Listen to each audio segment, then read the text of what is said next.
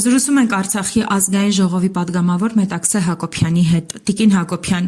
ստացվում է, որ մենք իրականության մեջ ունենք մի իրավիճակ, երբ ադրբեջանցիները ամեն ինչ անում են հայկական հետքը վերացնելու համար, վերջին վառ օրինակներից մեկը Ստեփանակերտի Սուրբ Աստվածամոր եկեղեցին ոչնչացնելն է, եւ դրան զուգահեռաբար խաղաղություն քարոզելով Ադրբեջանի հետ այսօրվա իշխանությունները կառավարությունը ամսի 25-ին օրեր անց այստեղ խաղաղության ձայնը խորագրով մեծ համերգ է կազմակերպում։ Սա ինչի մասին է, այս իրականության մեջ այդ խաղաղությունը որն է, որը փորձում են մեզ հրամցնել։ Գիտեք, մենք ապրում ենք մի իրականության մեջ, երբ Հայաստանում ունենք մի իշխանություններ, դա պետք է հստակ ու սթափ այդպես հասկանալ, գիտակցել,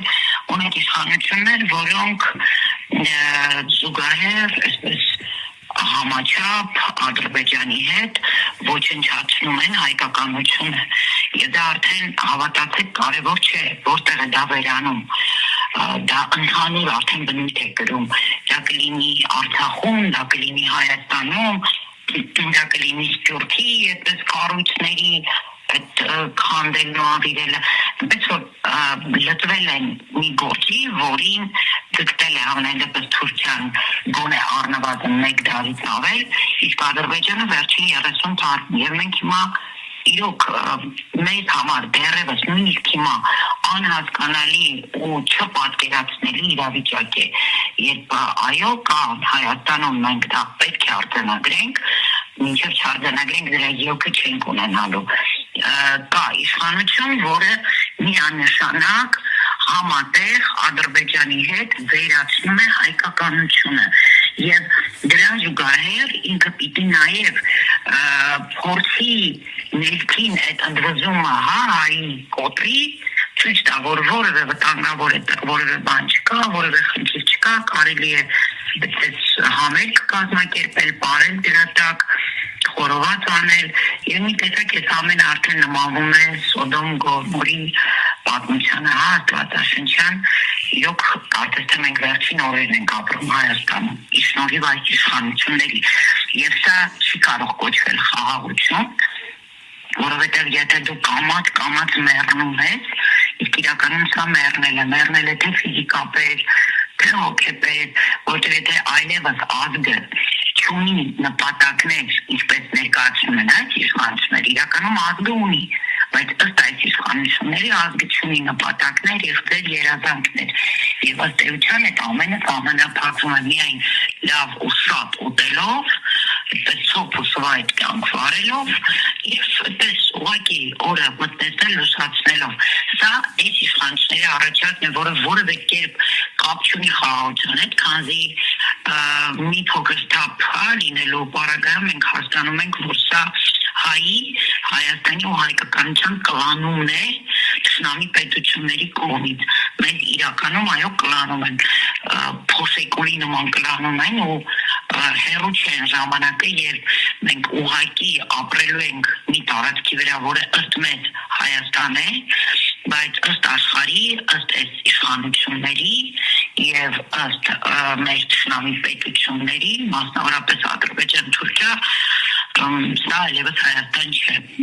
Տիկին Հակոբյան, այդ process-ում ոչ միայն կասկածի տակ է դրվում Արցախի հայկական լինելը, ոչ միայն մենք անդադար լսում ենք, թե ինչպես է Ադրբեջանը այսպես փորձում ոչնչացնել այնտեղից հայկական հետք, այլ նաև դրան զուգահեռ նաև հայոց ցեղասպանության ուրացման հետ կապված են գործընթացներ տեղի ունենում։ Օրինակ Ստամբուլում այս տարի եւս արգելվել է ապրիլի 24-ին հիշատակի միջոցառում անցկացնել ու դրան զուգահեռ այստեղ հանրային հեռուստաընկերությամբ կրճատվել է եթերը ժամանակը, որով այսպես ուղիղ հեռարձակում էին երթը դեպի Ծիծեռնակաբերդ։ Սա ինչի մասին է խոսում։ Սրանից խոսում են բանի մասին ինչ քիչ առաջ ասացեց, ինքը սա այնպես չի, որ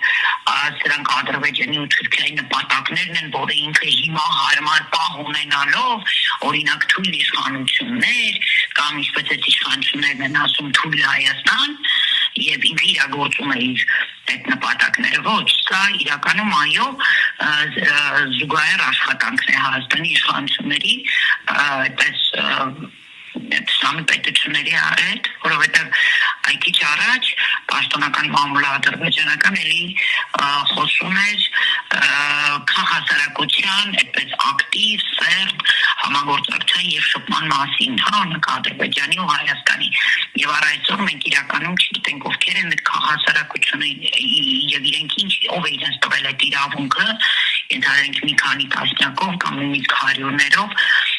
ներկայացնել հայ ազգը եւ խոսել այսպես որ հայ ազգը որևէ խնդիր չունի այսօր ճշնամու հետ եւ գիտեք անկեղծ ասած ես երբ լուրը կարդացի որ այդ ուղիղ խերարչակումը մինչև ժամը 3-ն է մինչև ժամը 13:00-ն է լինելու ակամայից հիշեցի այն տարիները երբ մենք բոլորը շունչներս պահած սպասում էինք թե գերտերություններից որևէ մեկը կանչեցնի ու մասնավորապես Ամերիկան ցեղասպանություն եզրույթը եւ այդպես էլ մենք էլեմենտներ լսել ենք ունեցել ենք բայց որպես ցեղասպանություն ամեն դեպքում մեր պայքարը այդպեսին է եղել որ անպայման պիտի հնչի ցեղասպանությունը հիմա ստացվում է որ նախ խուսափում են դրանից հենց Հայաստանի իշխանությունները այդ եզրույթը օգտագործել եւ մյուս կողմից ոչ թե խուսափում են այլ նաեւ ըստ էության իրենք էլ են արդեն փակում այդ թեման եւ սա իրականում ինքը ինչ քաղաքական այսպես դիվանագիտական դաշտումից վտանգ է իրենից ներկայացնում այն որ այլևս է ժողովուրդը որևէ պայքար նպատակ անցյալ մեծ հաշվով անցյալ չունի եւ դա ներկայացնում են իշխանությունները հայտարարելով որ ժողովուրդը իր հետ համաձայն է հակառակ դեպքում իրենք չեն լինի իշխանության դեք մենք մի տեսակ այսպես հայտնվում ենք կարծես թե մութ սենյակում որը ոչ դուր ունի ոչ պատուհան ունի բայց ես հուսով եմ ամեն դեպքում որ հունիսի 7-ին մեծ այդպես ցույցեր չկապելով ամեն դեպքում հուսացած եմ որ մեր ժողովուրդը ցույց կտա որ թրքահապատակ դժնամու շահը սպասարկող իշխանություններ Հայաստանի Հանրապետությունում ուղղակի տեղ չունի եւ ոչ թե իրենք պիտի ուղղակի չընտրվեն եւ դրանով ավարտվի իրենց իշխանավարումը ես կարծում եմ որ իրենք ամենակիչը ցամահ ազատազրկում են ունենալու իրենց կատարած ոչրագործությունների համար որովհետեւ այն ինչ որ տեղի է ունենում արդեն առնվազն 6 տարի ամենակիչը 6 տարի մեր բոլորի հետ դա միայն կարելի է որակել ոչրագործություն դավաճանություն հայ ազգի նկատմամբ Տիկին Հակոբյան եւ եւս մեկ հարց Էլ ինչ պետք է լինի, որ մեր հասարակության համար ազդակ լինի, որ մենք լրիվ ամբողջությամբ գնում ենք թրքացման։ Գիտեք, ցավալի է, բայց նաև պետք է մենք ընդունենք, որ իսլամական քարոզչամեքենան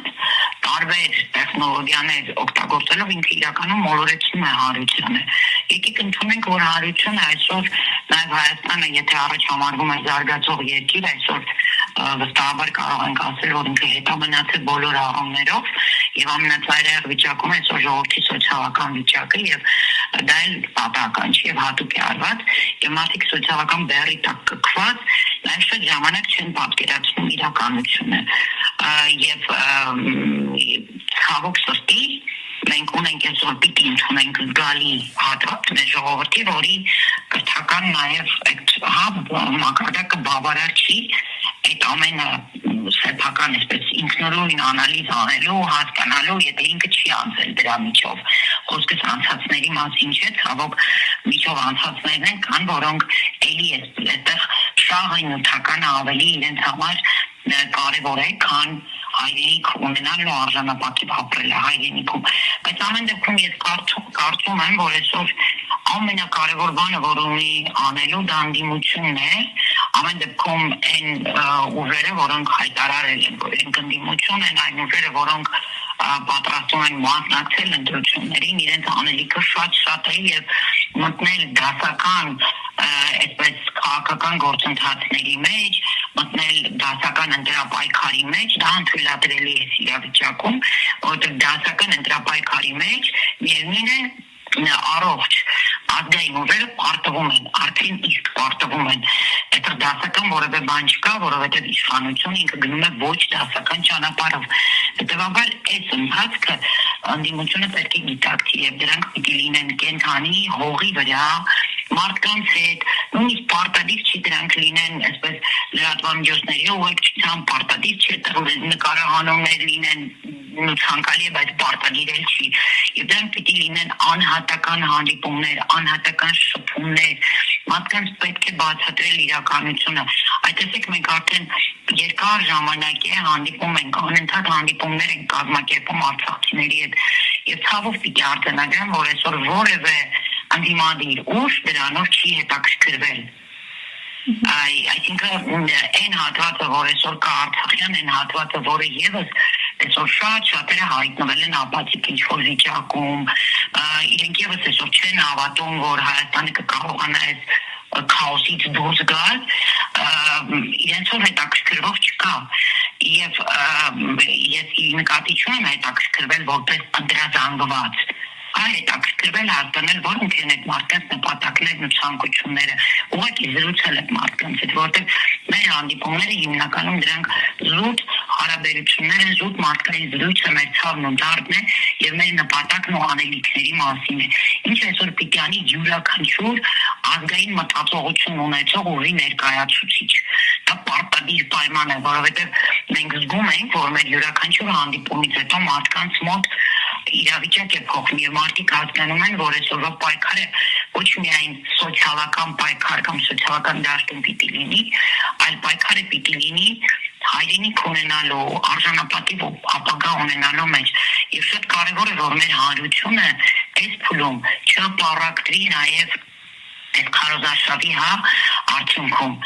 Այսինքն նույն մեր ազգային ուժերը ոչ թե կարևորեն իրենց կոնկրետ ուժի ձայն ստանալու հանգամանքը, այլ կարևորեն այդ համախմբվածությունը, որը միանշանակ հանուն հայրենիքի է, այսինքն նպատակը պիտի լինի ազգային ուժ ձևավորել, ազգային իշխանություն ձևավորելը, ոչ թե ընդդեմ ներկայիս իշխանության կամ ընդդեմ մեկ այլ ուժի, որին դիտարկում են որպես իրենց հակառակորդ, այլ հանուն հայրենիքի, որտեղ միակ փրկությունը, հավատացեք, մեր հանդիպումների արդյունքում դա արձանագրված հստակ փաստ է։ Միայն մեր համախմբվածության մեջ է, ոչ թե իրար քարկոծելով, փորձելով ավելին ցույց տալ կամ ավելին ներկայացնել, այլ ուղղակի համախմբված գնալ ձևավորելու ազգային իշխանություններ։ Շնորհակալ եմ մեկնաբանության համար։